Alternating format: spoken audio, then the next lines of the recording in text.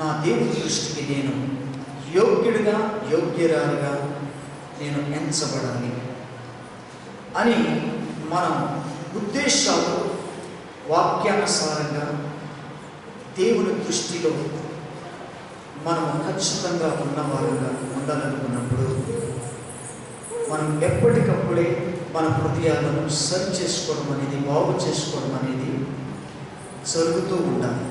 దేని ద్వారా బాగు చేసుకోవాలి? వాక్యము ద్వారా. ఇప్పుడు శరీరానికి తరచూ బలహీనతలు వస్తాయి కాదు, అన్యులకు వస్తాయి, క్రైస్తవులకు వస్తాయి, తప్పనిసరిగా వస్తాయి. ఎందుకంటే మనమందరము కూడా శరీరములు కలిగి ఉన్నాం. అన్యులకు వచ్చినట్టు క్రైస్తవులకు కూడా వస్తాయి, క్రైస్తవులకు వచ్చినట్టు అన్యులకు కూడా వస్తాయి. కానీ ఫలితాలు వేరుగా ఉంటాయి. ఫలితాలు అనేవి వేరుగా ఉంటాయి. కనుక ఈ భూమి మీద ఈ శరీరముతో జీవిస్తున్నంత కాలము ఎంత భక్తిపరుడైనా, ఎంత నీతిపరుడైనా, ఎంత పరిశుద్ధుడైనా మరి వాతావరణ ప్రభావాలను బట్టి మనం తప్పిపోతున్న విధానాన్ని బట్టి కొన్ని సార్లు పాపమునకు అవకాశం ఇచ్చిన పరిస్థితులను బట్టి మనలో బలహీనతలు ఏర్పడుతూ ఉంటాయి, రోగాలు అనేది ఏర్పడుతూ ఉంటాయి. అటువంటి పరిస్థితులు సంభవించినప్పుడు మనకు ఒక మార్గం ఉంది. ఆ మార్గము యేసయ్య. ఆయన విడిపిస్తాడని మనము కలిగి ఉన్నటువంటి విశ్వాసము గొప్పది. కనుక ఆ గొప్ప విశ్వాసము తన బిడ్డలైనటువంటి వారుగా పిలువబడుతున్నటువంటి మనమందరం. కానీ ఆ మార్గము అన్యులకు లేదు, లోకస్తులకు లేదు. వారు మరి లోకాన్ని నమ్ముకుంటారు, లోకంలో ఉన్న ట్రీట్మెంట్ని నమ్ముకుంటారు. మనం కూడా నమ్ముకోవాల్సింది. ఎందుకంటే ప్రతి మనిషి దేవుడే కదా కలిగించాడు, సృష్టించాడు. దేవుడు సృష్టించినటువంటి వారిలో మనుషుల స్వస్థతల కొరకు ఈ లోక రీతిగా దేవుడిచ్చిన జ్ఞానాన్ని బట్టి కూడా మరి డాక్టర్లుగా చదివిన వారు వృత్తి కొనసాగిస్తూ ఉన్నారు. కాబట్టి అది మనుషులు అందరి కొరకు ప్రయోజకులుగా దేవుడు వారిని ఏర్పాటు చేశాడు కనుక మరి డాక్టర్లు ఒక విధంగా ఉన్నప్పటికీ కూడా ఆ డాక్టర్లకు జ్ఞానం ఇచ్చింది, ఆ డాక్టర్లకు వృద్ధి నేర్పించింది, ఆ డాక్టర్లకు తెలివినిచ్చింది దేవుడే. అందుకనే ఆయన ఏమంటాం? పరమ వైద్యుడు.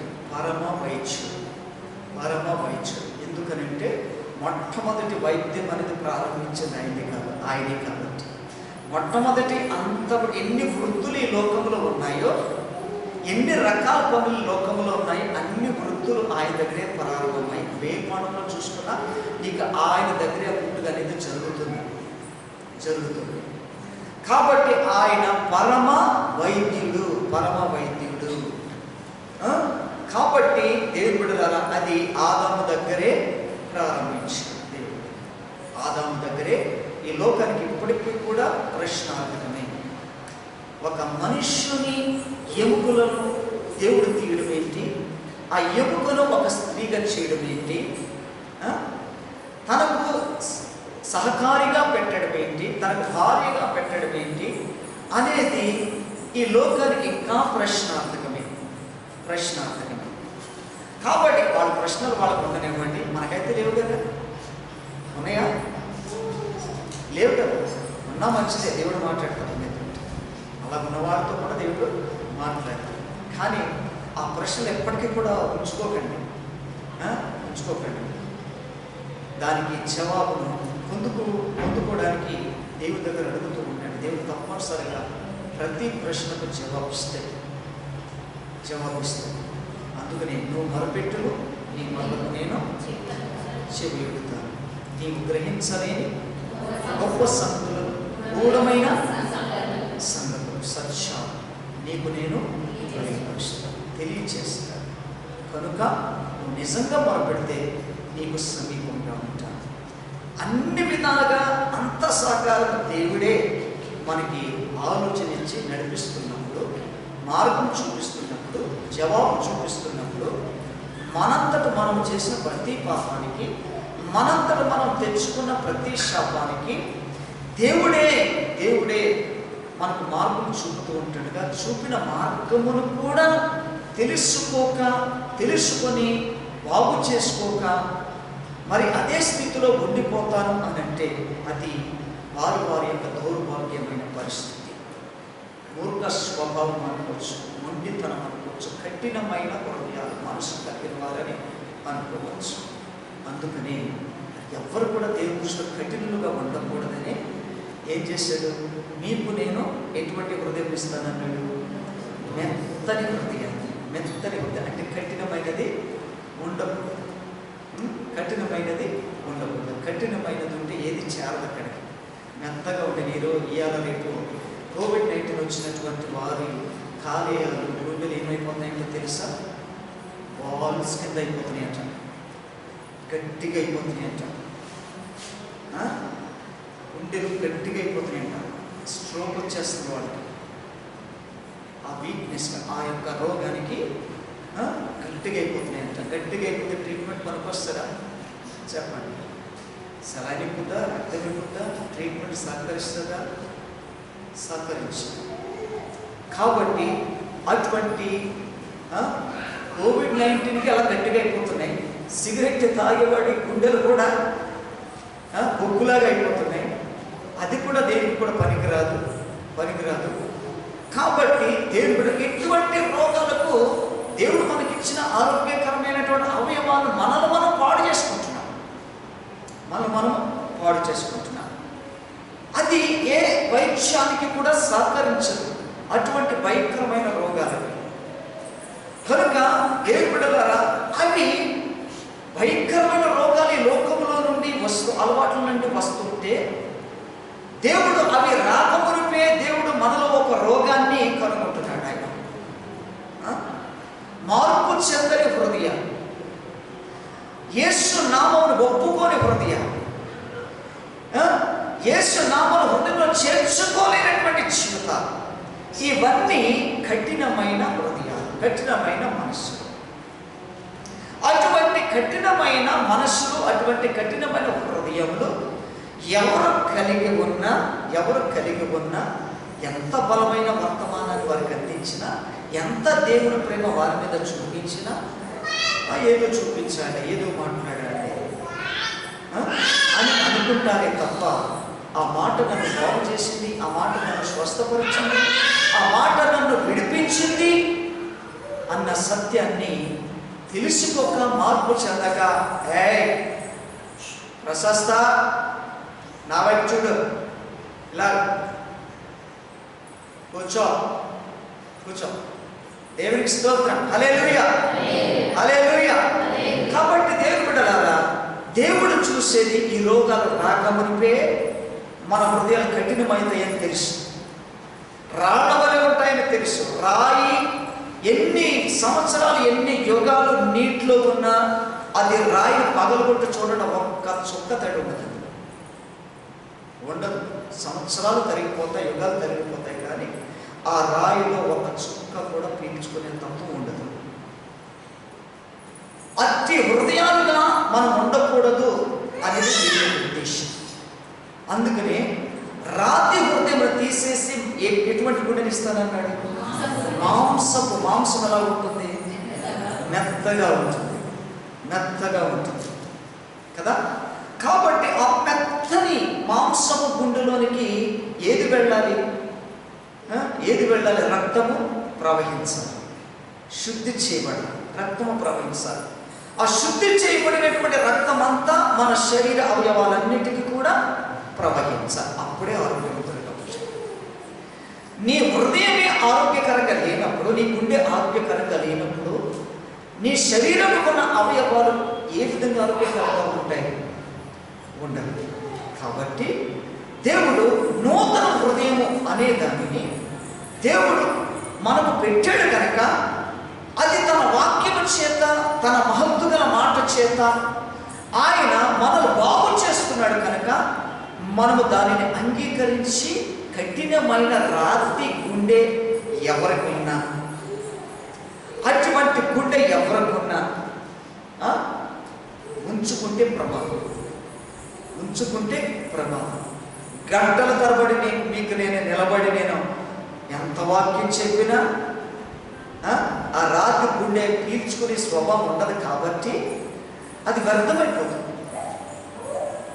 దేవుడు మాట్లాడతాడు, మాట్లాడినప్పుడు అంగీకరించుట నీ స్వభావమై ఉండాలి, అది నీ ఇష్టమై ఉండాలి. కనుక ఆ తత్వమును కలిగి ఉంటే ఆ మాటలు నీ హృదయంలోనికి పెట్టబడతాయి. పెట్టబడిన ప్రతి మాట నిన్ను బాగు చేస్తుంది, నిన్ను స్వస్థపరుస్తుంది, ఆత్మీయంగా శారీరకంగా కూడా ఆరోగ్యకరంగా ఉంచుతుంది. ఆమేన్, హల్లెలూయా. కాబట్టి దేవుడు అంత అద్భుతమైనటువంటి కార్యాన్ని చేస్తాడు, అటువంటి అద్భుతకరమైన కార్యాన్ని చేస్తాడు. నమ్ముట నీ వలనైతే నమ్మువానికి సమస్తము సాధ్యమని దేవుడు చెప్పాడు. కనుక మనం నమ్మడం అనేది మన వంతు, నమ్మిన వారి విషయంలో కార్యం జరిగించట ఆయన వంతు. ముందు మన వంతు మనము సంపూర్తి చేస్తే తర్వాత ఆయన వంతు ఆయన సంపూర్తి చేసి ముగిస్తాడు. అది ఆయన బాధ్యత, ఆయన బాధ్యత.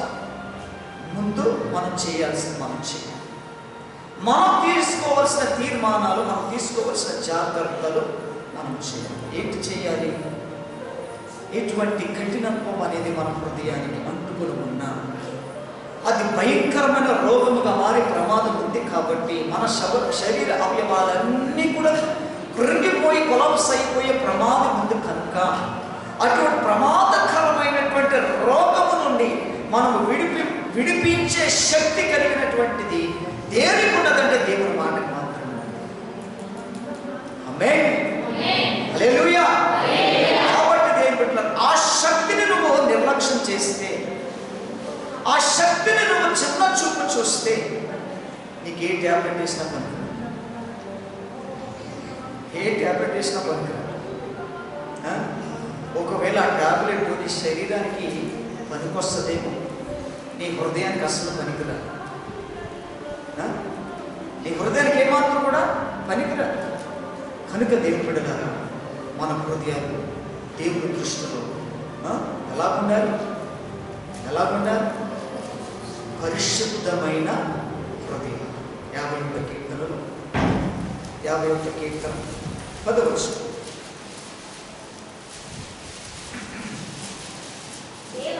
దేవా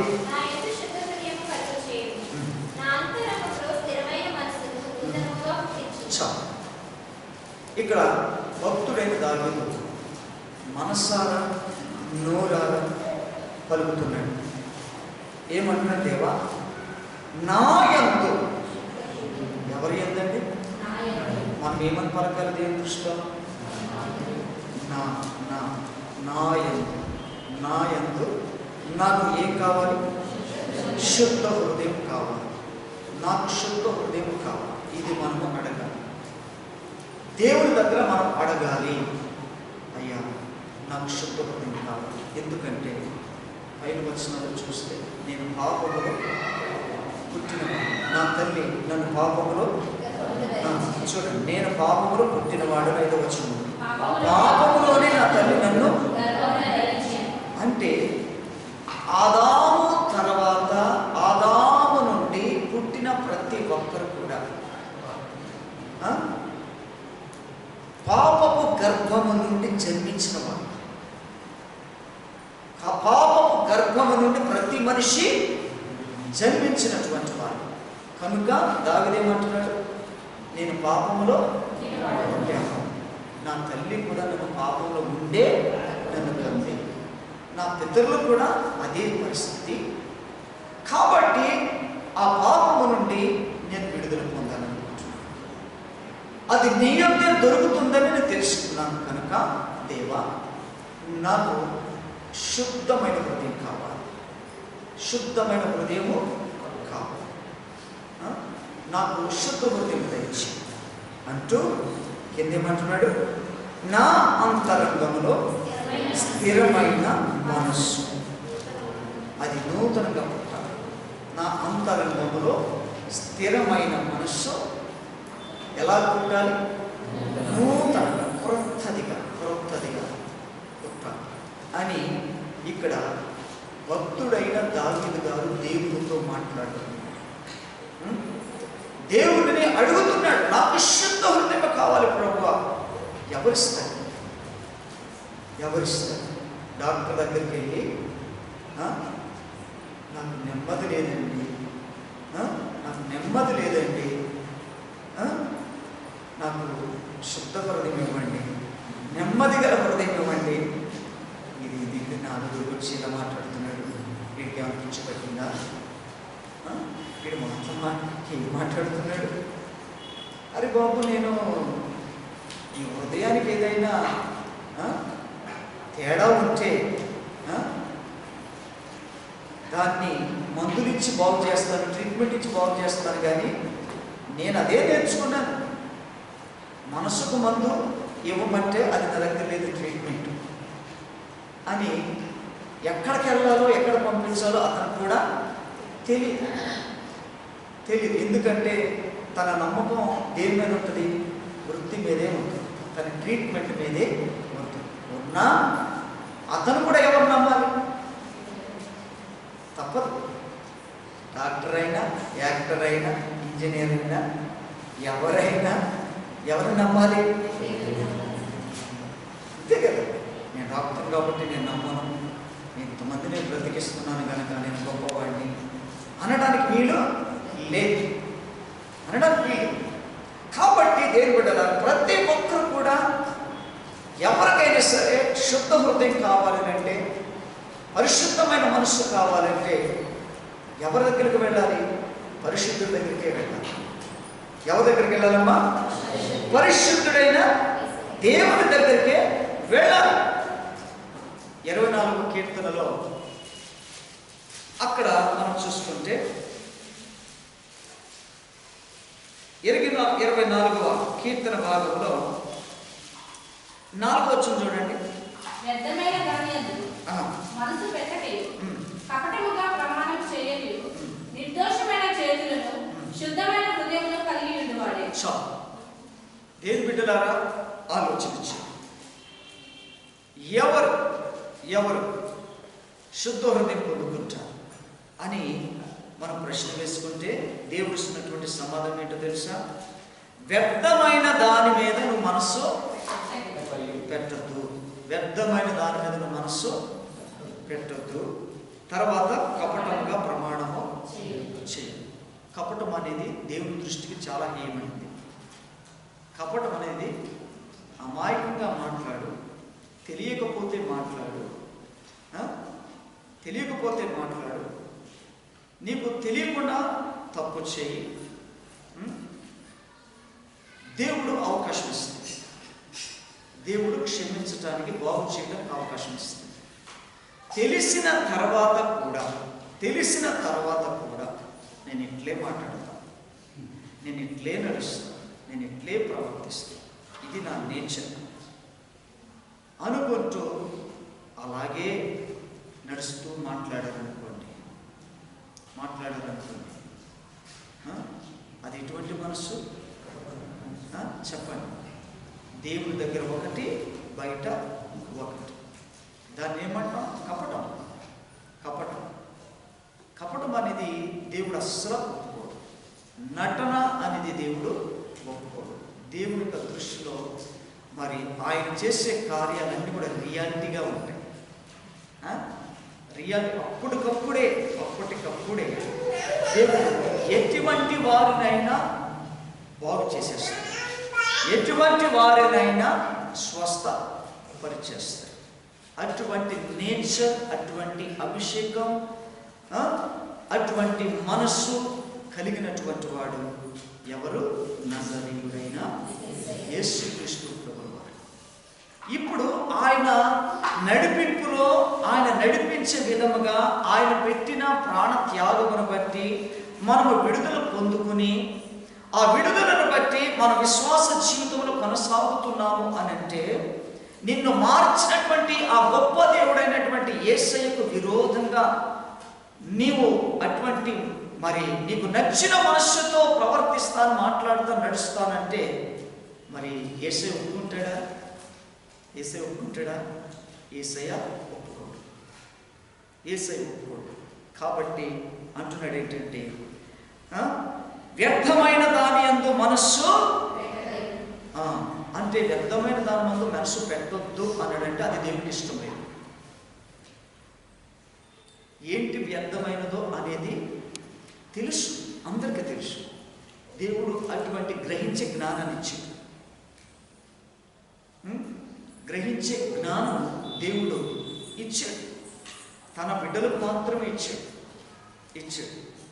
ఏది చెయ్యాలి, ఏది చెయ్యకూడదు అనే గ్రహింపు యేసయ్య తన బిడ్డలకు ఇచ్చాడు. కనుక అది చెయ్యొద్దు అని అన్నాడంటే, అది వ్యర్థం అని అన్నాడు అని అంటే నువ్వు దాని జోలికి పోకూడదు.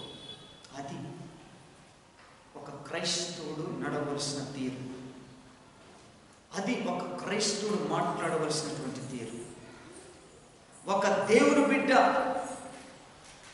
నడవలసినటువంటి పరిస్థితులు యేసయ్య నేర్పిస్తూ ఉన్నప్పుడు మనమందరము కూడా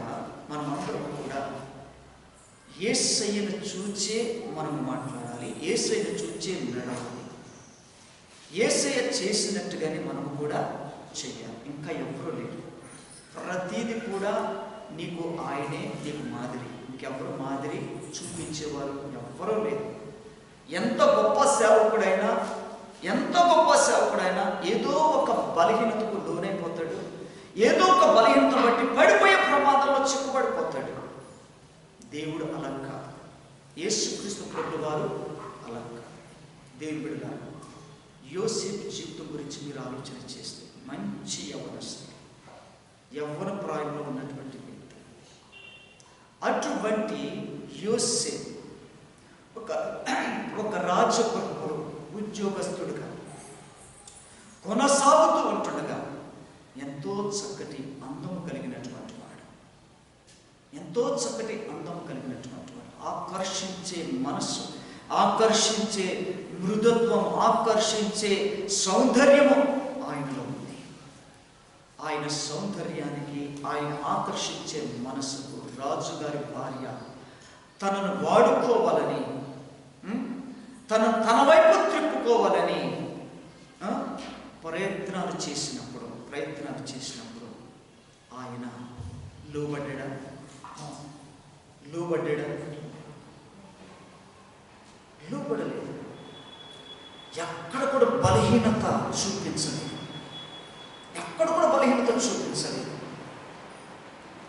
జాగ్రత్తగా ఆలోచన చేయండి. ఏ కోశాన్ని కూడా బలహీనత చూపించదు. ఆయన పెట్టిన మనసు బాధ్యత మీదే పెట్టాడు, అప్పగించినటువంటి ఉద్యోగం మీదే పెట్టాడు. ఏ ఉద్దేశ ప్రకారంగా దేవుడు ఆ స్థలములోనికి చేశాడో, ఏ బాధ్యతలను అప్పగించాడో అవే తప్ప రెండో మనసు, రెండో ధ్యాస ఆయనకి లేదు. కానీ శత్రువు ఎలా పన్నాగం చేశాడు? యోసేపు మీద ఉన్నటువంటి దేవుడి యొక్క ప్రణాళికను యోసేపు ద్వారా దేవుడు చేయాలనుకున్న కార్యాలు, యోసేపును ఎంతో బలంగా నిలబెట్టుకోవాలనుకున్నటువంటి ప్రణాళికలు అన్నిటి నిర్వీర్యం చేయడానికి శత్రు వేసిన పన్నాగాలలో యోసేపు బలహీనతగా అయిపోతాడనుకున్నాడు శత్రువు. కానీ యోసేపు గారు ఏమాత్రము కూడా లోబడదు. మనలాంటి మనిషిపై, మనలాంటి జన్మించినటువంటి వాడు, మనలాగా పుట్టినటువంటి వాడే యోసేపు గారు. అయినప్పటికీ కూడా దేవుడు తన ఉద్దేశాల్లో మార్పు తెచ్చుకోలేదు, తన హృదయంలో మార్పు తెచ్చుకోలేదు. ఎంతసేపు దేవుడి మీద మనసు పెట్టుకొని, తన యజమానుల మీద మనసు పెట్టుకొని, అప్పగించిన పని బాధ్యత వ్యవహారాలలోనే ఆయన వ్యవహరించాడు తప్ప ఇంకా రెండో ధ్యాస ఆయన ఈ మాత్రం కూడా తెచ్చుకోలేదు. కనుక ఆయనను బలవంతము పెట్టి ఆయన వైపుకు త్రిప్పుకోవాలని మరి రాజుగారి భార్య ప్రయత్నించినప్పుడు ఆ ప్రయత్నము నుండి దేవుని బిడ్డలారా శత్రువు ఓడిపోయాడు తప్ప దేవుని ఏర్పాటులో ఉన్నటువంటి యోసేపు గారు మాత్రం ఓడిపోలేదు. యోసేపు గారి జీవితాన్ని మనం అందరూ కూడా ఇన్స్పిరేషన్గా తీసుకోవాలి మనం అందరం కూడా. ఆయన మరి వివాహము ఇంకా చేసుకోలేదు, యవ్వనస్తులుగా ఉన్నాడు. ఒక యవ్వనస్తుడు జీవితం ఎంత నిగ్రహ శక్తి కలిగి ఉంటే అంత కంట్రోల్గా చేసుకోగలిగినటువంటి పవర్ ఆయనలో ఉంటే మనమందరము కూడా దేవుని బిడ్డలారా ఆ యోసేపు గారి జీవితంలో ఎంతో నేర్చుకోవాలి. కాబట్టి దేవుని బిడ్డలారా మరి బలవంతం ఆ స్త్రీ చేస్తున్నప్పుడు విడిపించుకుని పారిపోయాడు తప్ప ఈ మాత్రము కూడా నాకు అవకాశం బాగా దొరికింది అని ఈ మాత్రం కూడా వాడుకోవడానికి ప్రయత్నం చేయలేదు. దేవుని బిడ్డలారా దేవుని ఎడల భయభక్తులు కలిగినటువంటి వాడు, దేవుని మాటకు లోబడినటువంటి వాడు, హింస కలిగిన, అమ్మివేయబడిన, తృణీకరింపబడిన, చంపటానికి ఆయనను ఎన్నో రకాల ప్రయత్నాలు ఆయన మీద జరిగినప్పటికీ కూడా దేవుడు దాటించుకుంటూ ముందుకు కొనసాగి చేర్చవలసిన స్థలంలో చేర్చి దేవుని యొక్క ప్రణాళిక నెరవేర్చే క్రమంలో అక్కడ నిలబెట్టుంటుండగా దేవుడు ప్రణాళికలోనే ఉండిపోయాడు తప్ప తన సొంతములో, తన సొంత ఉద్దేశాలలో, తన శరీర అవసరతలలో ఏ 1% కూడా బలహీనత చూపించినట్టుగా వాక్యాలు మనం ఎక్కడ కూడా చదవము. యోసేపు గారి గురించి మనం ఎన్నిసార్లు అలా తప్పిపోయి ఉండొచ్చు, ఎన్నిసార్లు దేవుని యొక్క గాయాలను మనం రేపిడవచ్చు, ఎన్నిసార్లు ఈ మాటలు విన్నా సరే మనం పడిపోయిన పరిస్థితులు మన జీవితాల్లో రాలేదా? వచ్చాయి. కాబట్టి ఇక్కడ చెప్తున్నాడు ఏంటిదంటే, ఏమంటున్నాడు? వ్యర్థమైన దాని యందు యోసేపు గారికి ఏమనిపించింది? ఎదుటి వారికి అది సంతోషంగా అనిపించవచ్చు, ఎదుటి వారికి అది అవసరం అనిపించవచ్చు, ఎదుటి వారికి అది కోరిక, ఇష్టం అని అనిపించవచ్చు. కానీ దేవుని బిడ్డగా, దేవుని ఏర్పాటులో ఉన్నటువంటి వ్యక్తిగా, దేవుని చేత ఏర్పాటు చేయబడినటువంటి వ్యక్తిగా ఉన్నటువంటి వారు ఎవరైనా సరే అది వ్యర్థం అని వాక్యమును బట్టి గ్రహించగలిగితే దాని జోలికి పోకుండా తమను తాము నిగ్రహపరుచుకొని తమను కాపాడుకునే క్రమంలో జాగ్రత్త వహించగలిగితే 100% దేవుడు నీ ఎడల కలిగి ఉన్నటువంటి ప్రణాళికను యోసేపు ఎడల ఎలాగైతే దేవుడు నెరవేర్చాడో అలాగే మన ఎడల కూడా నెరవేర్చాడు. గ్రహించాలి. ఇది వ్యర్థం, ఇది నాకు సంబంధించింది కాదు, దీని కొరకు నేను పురుకొల్పబడకూడదు, దీని విషయంలో నేను ప్రేరేపింపబడకూడదు అని నువ్వు తప్పించుకోవడానికి నీవు ఖచ్చితమైన తీర్మానంతో వాక్యాన్ని సహకారంగా తీసుకుని నీవు ప్రయత్నం చేసినట్లయితే దేవుడు నిన్ను ఎప్పటికీ కూడా పాపానికి అప్పగించడు. హల్లెలూయా. రెండవది ఏమంటున్నాడు ఇక్కడ? కపటముగా ప్రమాణము, వ్యర్థమైన దాని మీద మనసు పెట్టకూడదు. రెండవదిగా కపటముగా ప్రమాణం. ఇది కూడా చాలా ప్రమాదకరమైనది. చాలా ఈజీగా మనం తప్పించుకోవడానికి ప్రమాణాల మీద ప్రమాణాలు, గ్రంథాల మీద గ్రంథాలు. నువ్వు ఏదైనా తీసుకురా బ్రదర్, నేను పాపం చేయలేదు, నేను అబద్ధం ఆడలేదు, అది దొంగలించలేదు, ఇది నేను చేయలేదు, నా బిడ్డల మీద, నా మీద, నా భార్య మీద, నా ఆస్తి మీద, లేదా ఎన్ని వెతుకుతారంటే అన్ని వెతుకుతారు.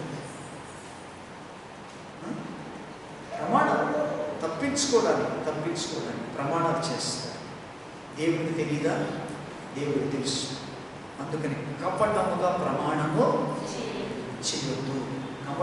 నువ్వు ప్రమాణము చేస్తే కనుక అది యథార్థంగా ఉండాలి, అది స్థిరంగా ఉండాలి. అప్పుడే నీవు ప్రమాణము చేయాలి. ప్రమాణం అనగా సమర్పణ.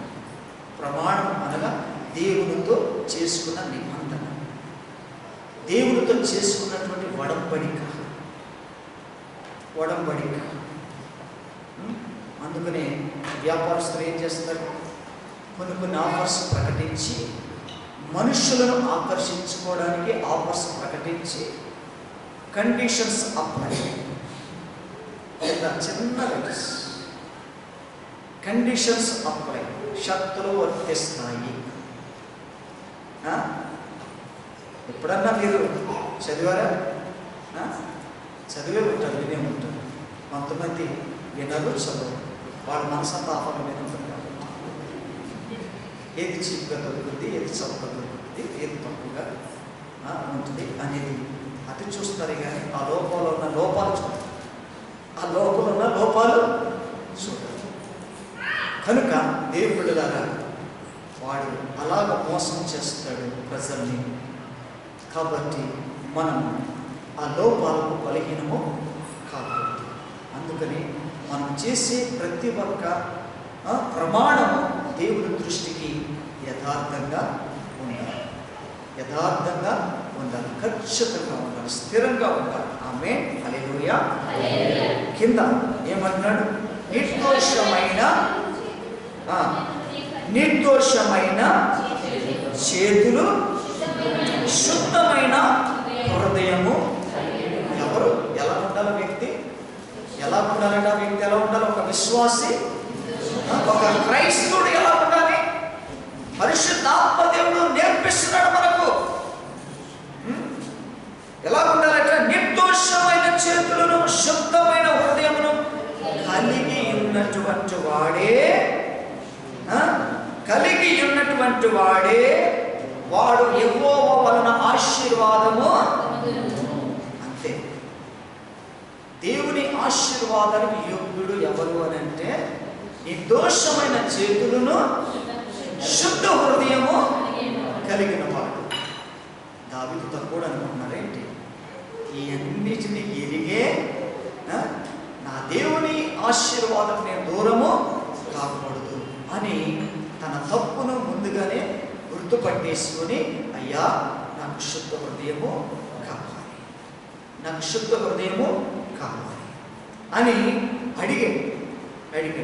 అయితే అడిగినందుకు దేవుడు చెప్పాడు, అయితే ఏదైతే మరి వ్యర్థం అనిపిస్తుందో అది చేయగల నాయన అని దేవుడు చెప్పాడు.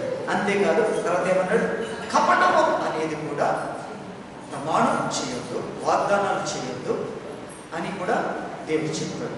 కాబట్టి దేవుడు మనం ఎలా ఉండాలట? నిర్దోషమైన చేతులు,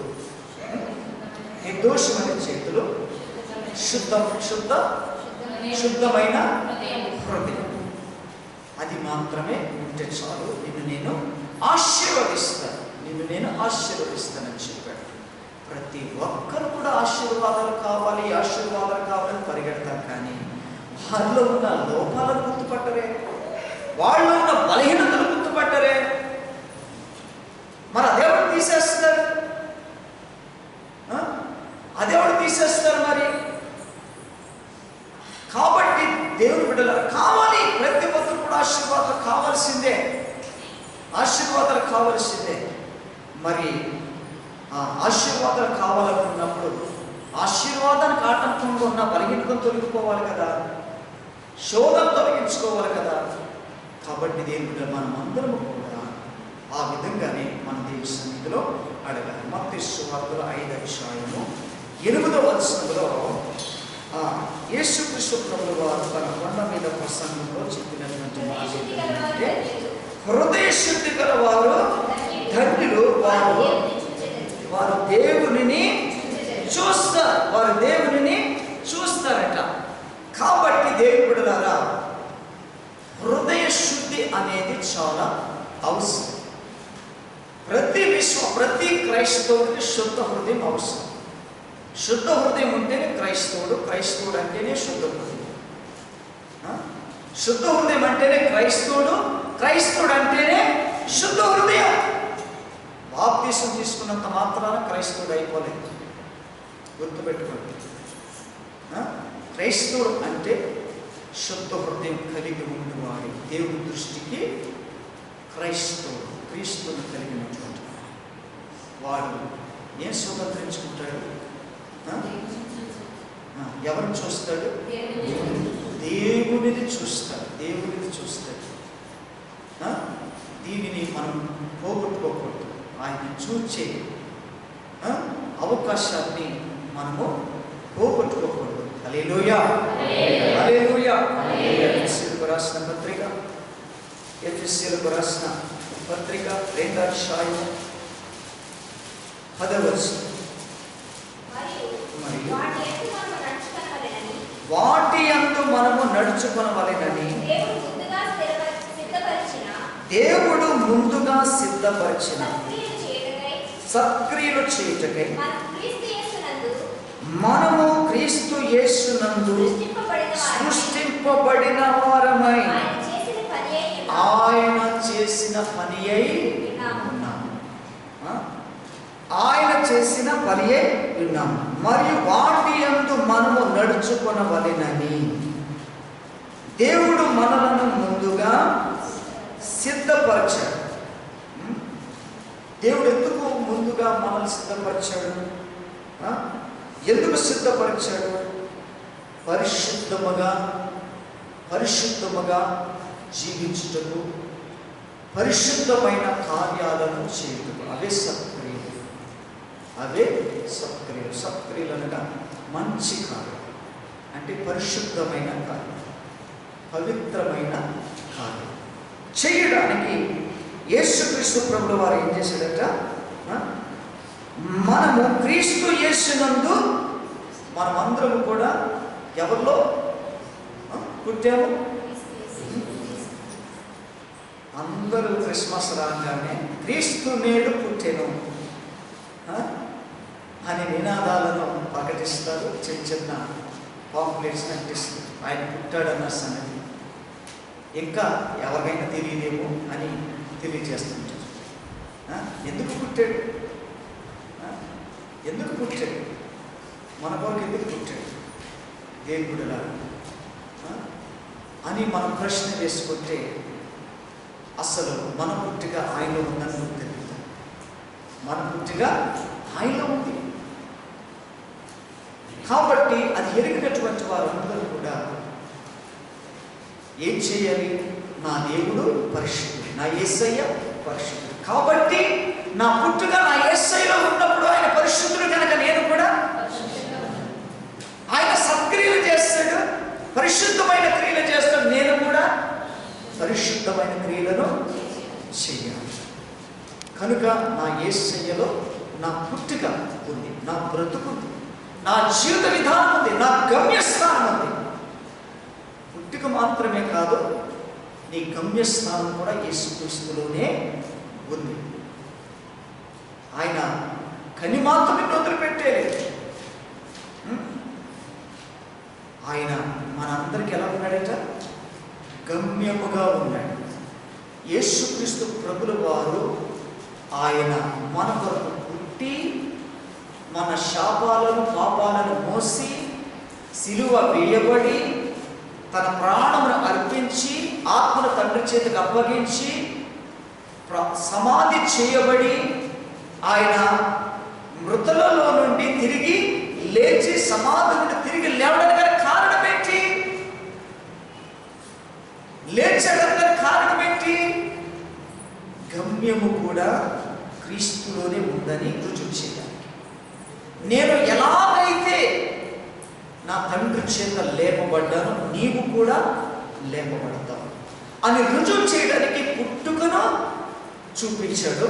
తర్వాత ఆయన మరణములో నుండి కూడా మనకు గమ్యము అనే దానిని చూపించాడు. ఇలాగ ఎవరైనా చూపించారు? చూపించిన వారు ఎవరైనా ఉంటే నాకు చెప్పండి. ఎక్కడైనా మీరు చదువుకుంటే చెప్పండి, నీ పుట్టుక నీ గమ్యం. రుజువులతో చూపించాలి, క్రియలతో చూపించాలి. ఎవరు చూపించలేరు, ఎవరు చూపించలేరు. యేసుక్రీస్తు ప్రభువు వారు మాత్రమే చూపించగలుగుతారు. అలా చూపించినటువంటి యేసయ్యలో మనము ఉన్నాం కనుక ఆయన పరిశుద్ధుడు.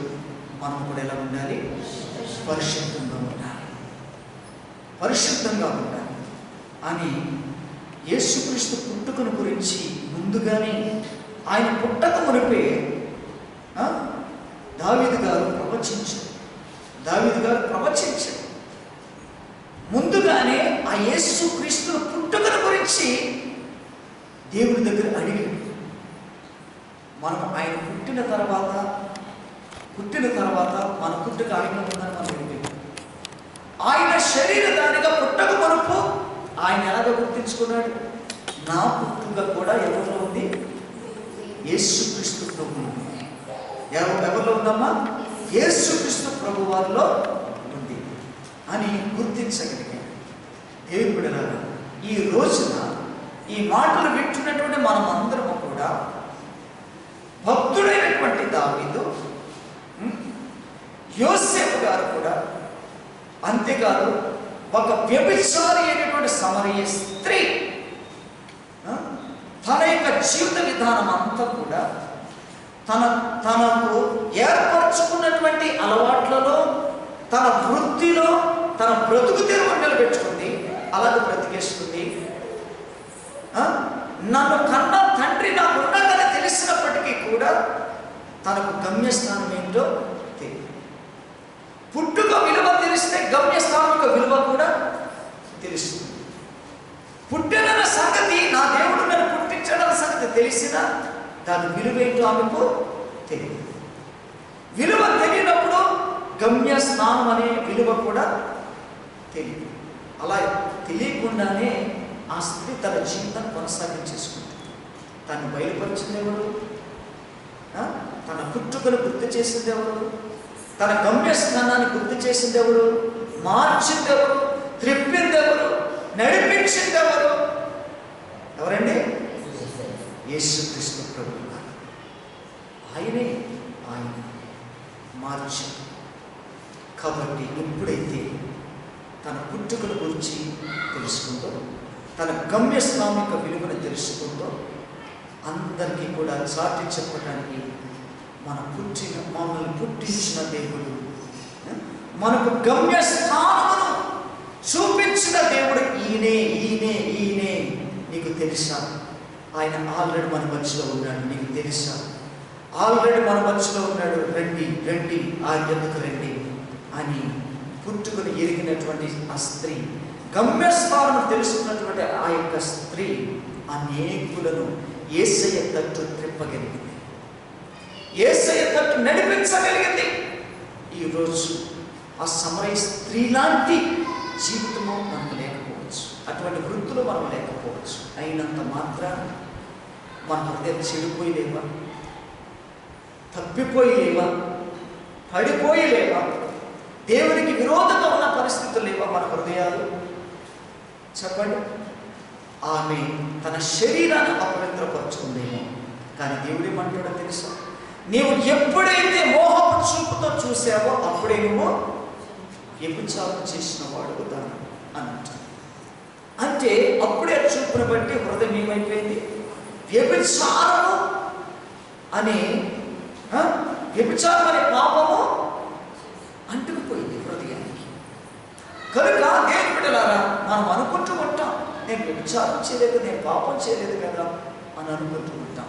కానీ ఈ కోణంలో కూడా మనం ఆలోచన చేస్తే ఎన్నిసార్లు అలా చూస్తున్నాం, ఎన్నిసార్లు అలా చేస్తున్నాం, ఎన్నిసార్లు అలా తగ్గిపోయాం, ఎన్నిసార్లు మనమే మన శరీరాన్ని గాయపరుచుకున్న ఆయాస పెట్టాం. కాబట్టి దేవుని బిడ్డలారా, ఇవన్నీ తప్పిపోయిన స్థితికి రావా? పాపం చేసిన స్థితికి రావా?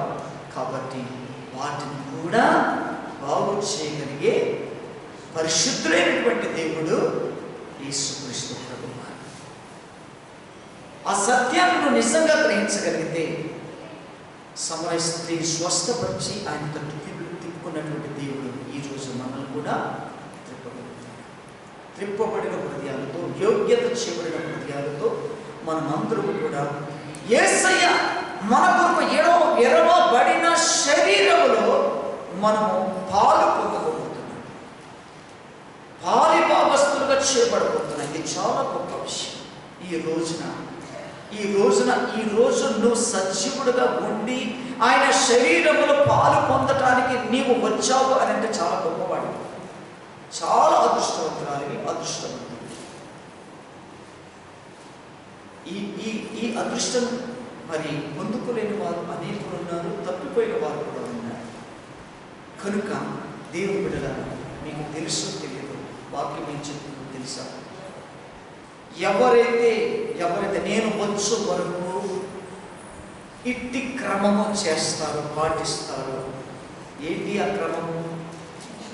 ఆయన శరీరంలోను ఆయన రక్తంలోను వారు భాగస్తులుగా చేయబడతారో వారు పరలోకములో కూడా ఏం చేస్తారట?